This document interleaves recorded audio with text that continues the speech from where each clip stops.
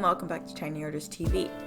Today is the first video in the series that I'm continuing from last year, which I had originally called Drawing a History Lesson, and I'm changing it to Drawing from History. More clever, more concise. So this year I am going to be doing 4 more mix of artists, singers, influencers, both living and dead, and I'm going to be doing more emphasis on artist as a whole. Last year I did a writer, I did inventors, I did composer. I am still going to be focusing on music and dance, but this year, because I'm an art channel, I do want to focus more on Black artists, again, both living and dead.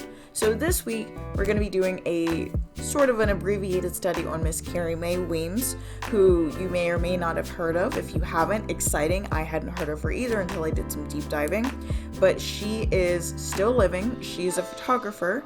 So without further ado, let's go ahead and get started on our study for today's video. Although I mentioned Miss Carrie Mae Weems is a photographer, that's not all she does or is all that she's actually known for, and as far as the arts are concerned, it's not really where she started either. Carrie Mae Weems was born in Portland, Oregon in 1953 as the second child of Marilee Weems and Carrie Polk. At the age of 12, circa 1965, she began participating in dance and street performance, and this is also when she met her best friend, Catherine Jelski, who would later become a director and would be involved in one of Miss Carrie's film projects later on. She met Catherine Jelski at age 12, and 5 years later, in 1970, she would follow Jelski to San Francisco to become a dancer at Anna Halprin's dance workshop, only a year after giving birth to her daughter Faith Weems in 1969. In 1971, Weems decided she needed a change of scenery. She moves to New York and meets the man that would change the trajectory of her art journey, Mr. Raymond Marshall. He also had a significant impact on her political and social beliefs as well. Ms. Weems ascribed to Marxism shortly after meeting Marshall and was a chief organizer for their organization in New York for several years until I believe it was 1982 when she finally kind of branched off. I think she still ascribes to Marxist beliefs, but she stopped actively being a part of the organization around 1982. Marxism aside, Raymond Marshall, for Miss Weems' 20th birthday, gifted her with her first camera. She immediately fell in love and dove into the field of photography, and a year later, in 1974, she moves back to San Francisco to take courses in photography and design at the San Francisco City College until 1976. In 1975, she took her first trip to Berlin, but cuts her trip short when she realizes she wants to further immerse herself in the photography scene of New York. She says, end quote, "I came to New York to be with them, to see them, to talk to them, to interview them, to study with them, to become their friends, to see their exhibits." So this was inspired. She was looking at Black Photographers Annual, and that just made her really want to take this seriously, more than a hobby, and to actually make this her career. So in the time when she moves back to New York, she meets Daoud Bey, and they meet at the, I'm probably going to butcher this, the Kamwinye workshop. I'll put that up on the screen so you can research it yourself. And while under the tutelage of Bey, she cites influence to her work from a mutually respected figure, Roy Tikarava, who would later be featured in her first major film project on Black photography. Ms. Weems spent 4 years as a Kelly girl, which then, well, I guess today we would call them a temp girl. Spent 4 years as a Kelly girl while living between New York and San Francisco. And in that time, she also met Anthony Barboza and became his assistant. This also provided her the chance to acquaint herself with the members of the Black Photographers Annual, the publication that inspired her to move back to New York and to make a career out of her photography. And in 1980, Miss Weems organizes her first exhibition on women in photography before moving back to California to receive her BFA from the California Institute of Arts in 1981.